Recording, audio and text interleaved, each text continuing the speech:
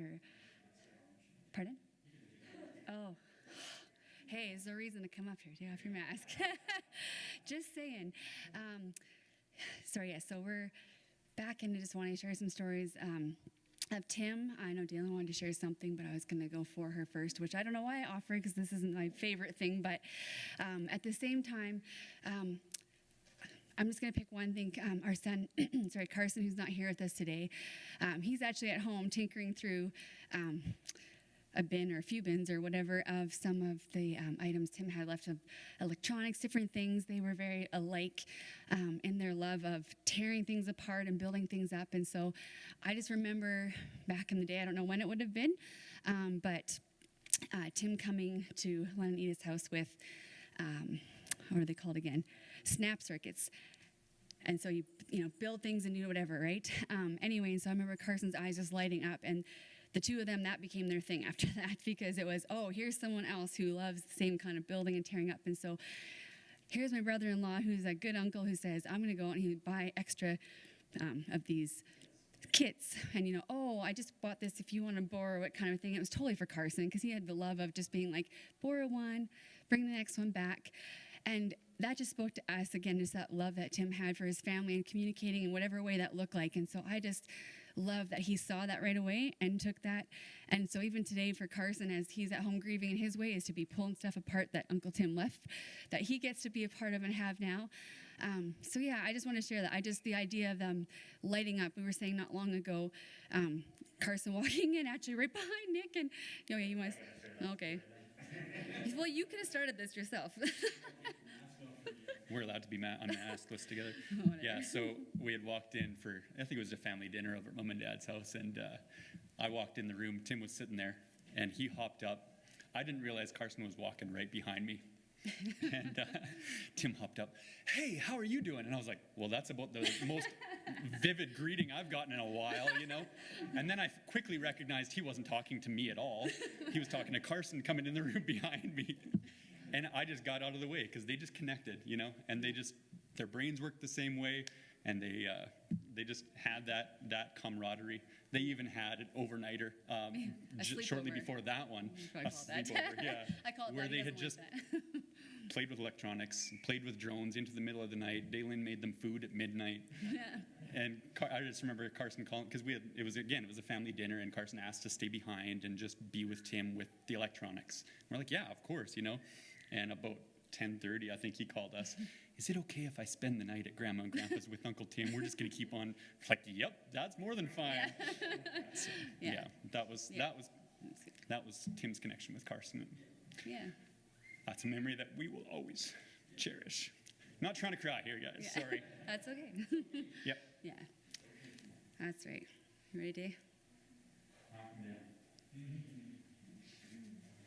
You got it.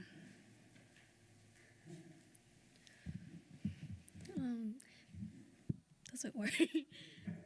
People often lie and say it gets better, but it doesn't, and no one wants to hear that. We all want to hope that one day we'll wake up and everything will be better, but deep down we also know that it's never going to happen. Something like this, it takes a chunk right out of your heart, and eventually you're going to get used to the chunk being gone. You'll be able to function without it. You'll learn to adapt. It might get easier, but never better. For the past few weeks with my therapist, I've been trying to figure out the point in life. What's the point when there's more downs than ups? But I heard this metaphor, and it was touching for me, so I thought I'd share it with you guys. Life is like a puzzle, but you don't get a reference picture of what you're solving. All you get is hundreds of scattered pieces, and you're just putting a bunch of pieces together while having no clue what you're making. But usually when you're solving a puzzle, you start with the edge pieces first. And in the metaphor, the edges of the puzzle in real life represent family, friends, love, and passion. These are the most important parts of life.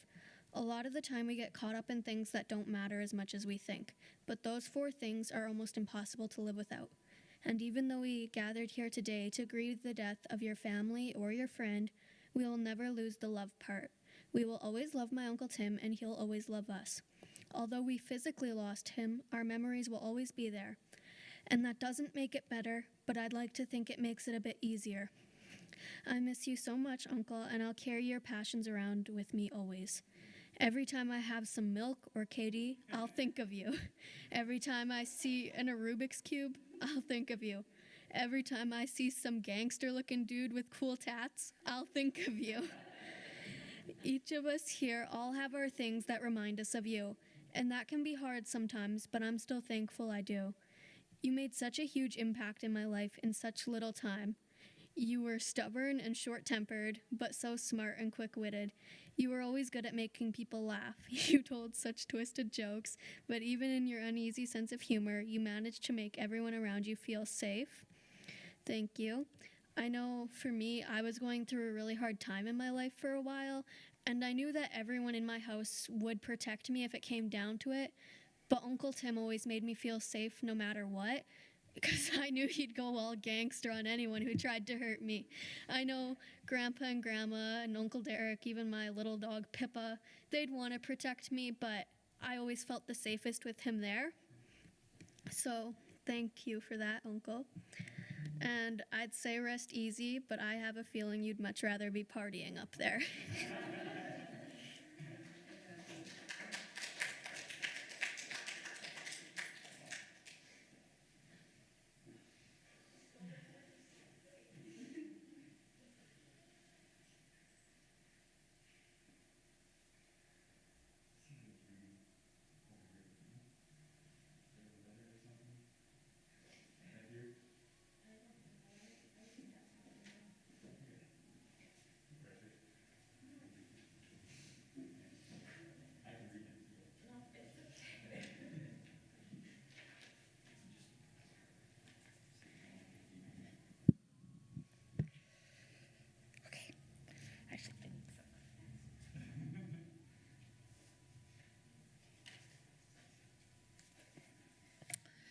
Okay, I wrote what I was going to say.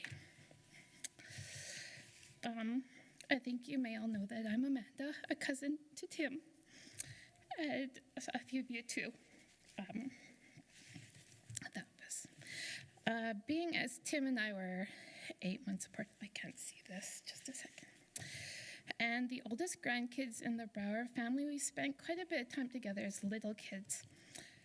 I'm thankful there are a few photos of us together as babies, such as riding his new little bike, and the one Auntie Edith shared last week of me getting a kiss from him.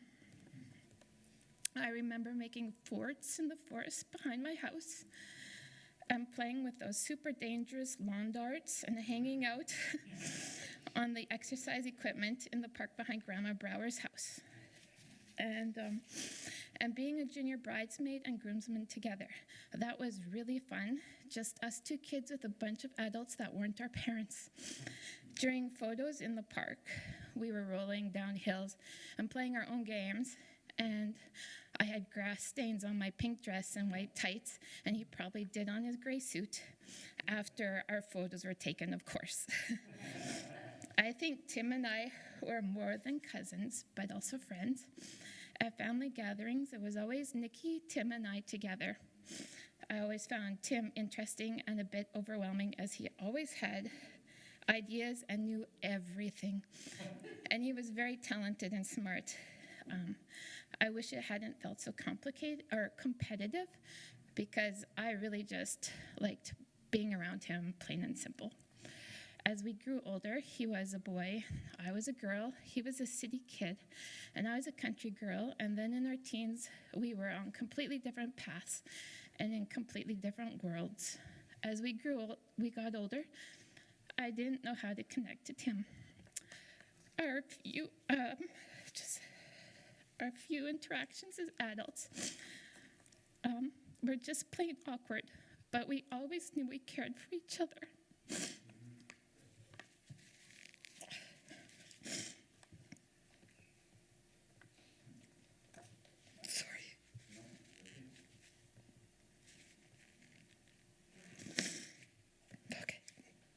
I still hold on to the hope that we will be those inseparable cousins one day.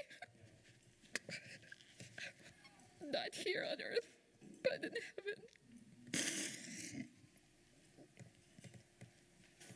Uncle Len, Auntie Edith, Derek, Nick, Natasha, Sky, and Zoe, and the rest of the Brouwer family. My family and I hold you in our hearts and prayers today and the days ahead. Thank you.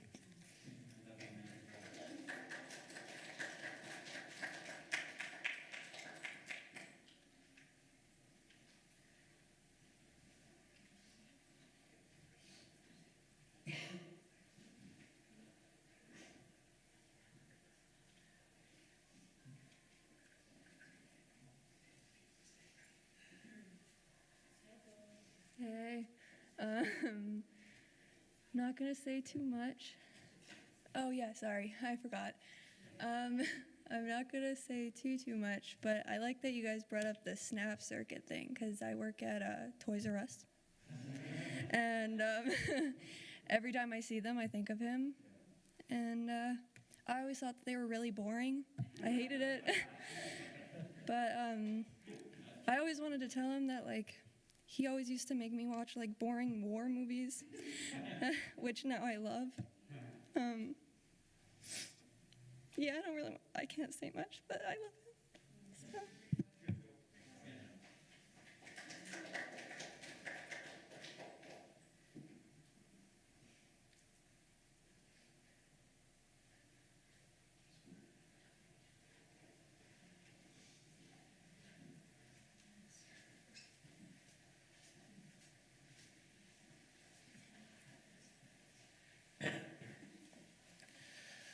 So I'm trying to lighten the mood a little bit. I think the first time I met Tim, we were partying with some same people that we all knew, but I didn't really know him very well. We closed down the bar, and we were kind of in the back room while the place was closing down having a cigarette, and he had said something derogatory about some about some musician, and I thought he was referring to me. So when I was done picking him up off the ground, I was thankful that he didn't swing back and explain, because otherwise we wouldn't have got to finish off the next 2 days of going at it. We went back to my house for a bit, and my wife Kiki was getting pretty tired at that point. Well, we were just getting riled up. So we went to Casey's and spent the rest of the day eating crab legs and drinking top shelf liquor for the entire rest of the day. I think our tab was probably a full paycheck, I'm sure of that by the end of it. But that was a good time. That was the first memory I have of Tim for sure. So definitely good on him.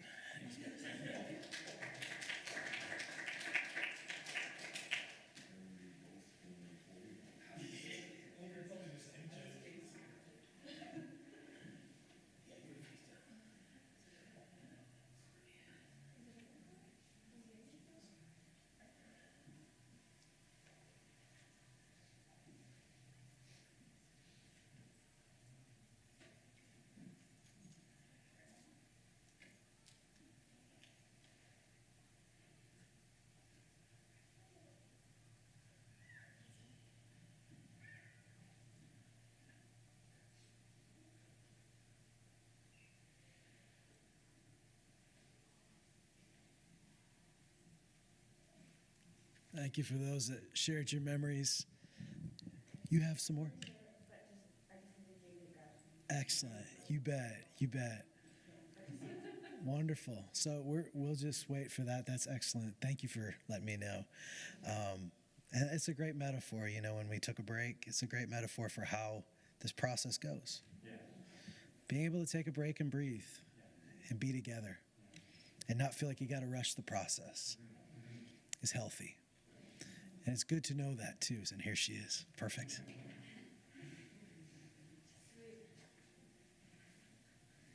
There you go. What's up? Okay. Oh yeah, I can talk. Cool. Hello, I'm Sky, Tim's oldest. So I liked your I didn't really write anything. I tried. I had written some poems and stuff, but I didn't know. But it's just it all because I haven't been able to say goodbye because it isn't goodbye, and it's like when I was with him yesterday, it's like I could see it's like I seen his facial expressions when I'd say certain things or when we were like, and I know that wasn't happening, but it's just like, it's like our brain and our photons, they like to play tricks on us. So, and like I put a Latin quote that I'd had in for like, it's in my bag always and stuff, like it's lector e emergo, which means to rise from the ashes, like burn and rise from the ashes, right? And so you talked about that, which is really neat. But I put that in his pocket along with a couple like nice words, just, you know. But I felt so sad the day that he was probably feeling the same feelings, and I thought that I was PMSing, and I was fighting, and I was trying to garden, and I just was like, actually garden, not, you know, but like, and which I might have some pot plants in my garden, and maybe not, but who knows. Anyways, they grow good in BC. But I was I was just crying and crying, and I was listening to this song, and it says in the song, it's a duet, and it's what child of mine, and what child is this? It's a duet, and it says like, what child of mine who laid to rest, and it just says like he's taken in with like loving arms, you know. And I was listening to that the whole week, and I didn't know why. And then I felt this like so sad, and I was so upset, and I felt like I thought it was just like I was like, what the heck, like this is me and my partner. I was like, we're not gonna be able to work through this stuff, because this is just, why am I freaking out at him like this? But it was because of that. And then the next day, in the morning, like afternoon, I was listening to the song, and I went into my garden, and my first strawberry grew, and I was really happy, because I'm like, yay, like this is my first garden. So my strawberry grew, and I just felt this like, I don't know how to explain it, but like it was like peace. But I was crying. It was like happy tears, but I missed my family. I just knew I missed everyone. And I was like, I was messaging Mom, and I called Mom, and I was like, I just want, like, and she was in tears, and Mom was like, I'm like, okay, whoa. I was like, are you okay? Like, what the hell? And like, I was really happy, so I was like, it's okay. And she calmed down by like the end of the conversation, and she was, you know, but she was clearly feeling things too, that and Zoya had dreams and stuff like about Dad all week, and so like, you know, there's a obvious connection. I have his blood in me for a reason, but like, anywho, I felt peace. And it was like, also, it's just like metaphors and stuff. Like, there is a strawberry growing, and like, it's like with death or with destruction comes creation. Like, dualities work together, right? And so it's just like, if you, like, when we feel weak or lost, like, you can see sadness in some people's eyes, you know? And like, you see those pictures, some of those pictures, you could see he wasn't sad. Like when, you know, like when he was looking at me and Zoe and stuff, like he had happiness. And sometimes it's really hard because of in society and the outer world, that like our inner self can't shine through, and it's really hard. So we have to, like, the bigger being or God or whatever that has created us knows or has a purpose for us, and if we've lost that, we have to maybe start again. And I'm very much, I may not be Christian per se, but I very much believe in life after death, and that we don't just, like, it's not just nothing, and that nobody, I don't know exactly how it works, but I don't think that it's like you come to some like this and be like, okay, so here's your list of good and bad, and we're going to decide if you go up or down. It's like, no, it's like we have a soul, and our souls, I don't know if there's bad souls or what, but I don't think most people's souls start bad, and maybe they get messed up, but like, I know that I could feel, like, I see him I'm like seeing him everywhere, and like, and it makes me sad, but it makes me happy at the same time, because I know that, like, it's like, I don't know. I just said, and then it just said something about like transcending. Oh yeah, and LSD. So like, because you know, if you've ever done an LSD, if you never have, then you should all try it sometime. But it's like, it's like an outer body experience. It can be, right? And so I just think about those moments, and like if we can physically come back to our body after doing or salvia, which is like 8 times of LSD, but in 10 minutes, you don't even know where you are, and you're just like, and then you come back and you're in your body again. So it's like if we're able to do that here on Earth, then it's very clear to me that we must go somewhere even more special than that. Like, and yeah. So I'm sorry that I had to say that, but it's a good thing. We also use 90% of our brain on LSD, just so you guys know. And then also, just like I just wanted to talk about Rooster, because I really liked it because it says we don't die, like we're not going to die, but it's like he says also in that he will, like his body is breathing his last breath, like his dying breath. So it shows me that, like, that's, again, he was close to Lane Staley, the singer of Alice in Chains, died alone and was in his apartment for like a month before they found his body, and that person was someone that is like very, that's very sad, and I'm sad for him, but he knew that, like, the eternal body that we have, it's always attached to us and our hearts, and my dad will always be here, and I hope to, like, I hope to make him proud, and I didn't get to teach him as much as I'd wanted about archaeology and anthropology and stuff, because it was the one thing that he didn't know as much about as me. And it's something that, like, we talked, I was trying to explain something to him, and I didn't know what I was explaining, and he's like, you're explaining quantum physics. And I was like, whoa. And like I was like, that's like, because I was like, this theory, blah, blah, all these things. And we went off about quantum physics for like 6 hours, and then on like Edgar Casey and stuff, and Team America was playing in the background for like it went 3 times over, and so we were like AIDS, and it was a great song. So we had the song stuck in our head. Anyways, I have to remember these things because it's good. And Zoe, Dad really loved you a lot, and he really wanted to spend time with you. I'm sorry you didn't get to spend as much time with him. And I love you, and he loved you lots. And until we meet again.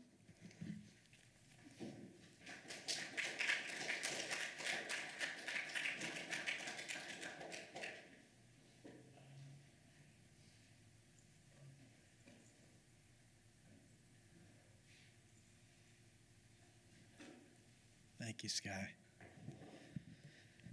It's been amazing to see how everybody expresses their love, and hearing stories of how Tim expressed his.